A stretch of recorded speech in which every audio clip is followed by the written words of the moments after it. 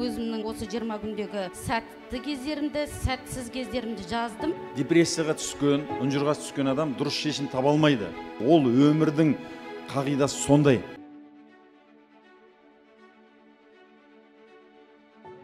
Осы уақытқа дейін сен оптимист болып кеппісің, пессимист болып кеппісің?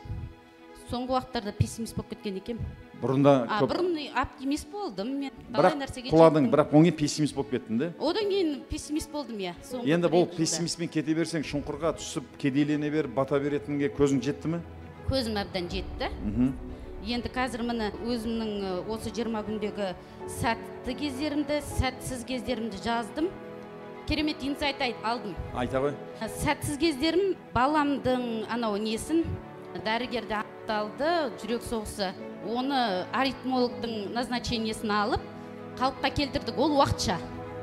Біз ол назначениенің бәрін қалыпқа келеміз. Оған мен сенімдім. Ал бұрынғы кез болса, бұрынғы болса мен қайғырып, жылап, ой, бұл мынау сұмдық болды ғой деп едім. Депрессияға түсіп, депрессияға түсетін едім. Пісірген тамағың да, жинаған үйіңде, істеген жұмысың да бәрі артқа кетіп жүрді, солай ма? Мына сіздің біліміңіздің арқасында мен ондай депрессияға кеткен жоқпын. Назначениені уақытында алдық, бәрін ішіп жатыр, бәрі жақсы. Міне қараңыздар, бұл неге маңызды екені. Депрессияға түскен, ұнжырға түскен адам дұрыс шешім таба алмайды. Баласын емдеу шансы азаяды. Ал берілмеген адам түрлі жолын іздейді, басқа дәрігерге барады, интернеттен қарайды, жылы қабақ танытады, баласымен айналысады, оның емдеп алу шансы әлдеқайда көбейеді. Келісесіздер ме? Вот көріп отырсыздар ғой, оптимист пен пессимисттің арасында қандай жер мен көкте айырмашылық бар екені. Бір сенім. Қай уақытта адамда ашу болмайды. Қандай сенім керек? Осыны кейін осыны прям қазір еске сақтап алыңдар. Содан кім ашуға жиі бой алдырып қояды? Керек жоқ кезде. 80%. Адам болғаннан кейін ашуланамыз. Енді ашу қай уақытта пайда болады?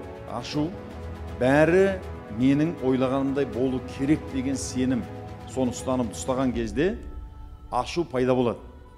Анау мен ойлағандай маған мәдениет сөйлеу керек, балам менің айтқанымды қалт етпей жасау керек, күйеуім менің айтқаным, менің қалағанымдай мейірбан, еңбекқор, әдемі, керемет мәдениетті болуға, табыскер болуға тиіс деп ойлаймыз, мен ойлағандай. Бірақ өмірде бәрі сен ойлағандай болу мүмкін емес. Енді қандай ұстаным керек ашуланбау үшін?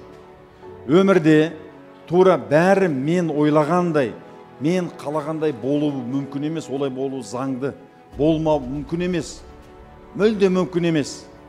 Сондықтан біреу саған ұрсып жатса, біреу жолыңды кесіп жатса, күйеуің сен ойлағандай, балаңдай сен ондай болмаса, ол өмірдің қағидасы сондай. Соны қалай бар, солай қабылдау керек.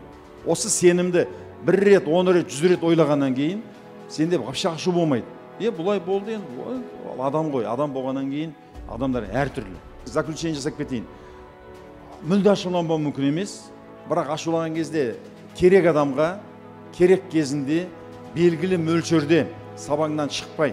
Біз қоғамдық әділетсізге, керек адамға, керек мөлшерде, дұрыс ниетпен, белгілі деңгейде ашулану керек та, соның кейін бұл тоқтадың, былай шықтың басқа. Көптеген адамдар маған, Ахметбек аға, қазақты ойласаңыз, неге сабақтарыңызды тегін бермейсіз? Курсқа қатынасуға ақшам жоқ деп жатады. Осы секілді мыңдаған пікірлерден кейін 12 күндік психологиялық өзгергім келеді атты тегін челлендж бастадық. Қатынасу үшін төмендегі сілтемені басыңыз.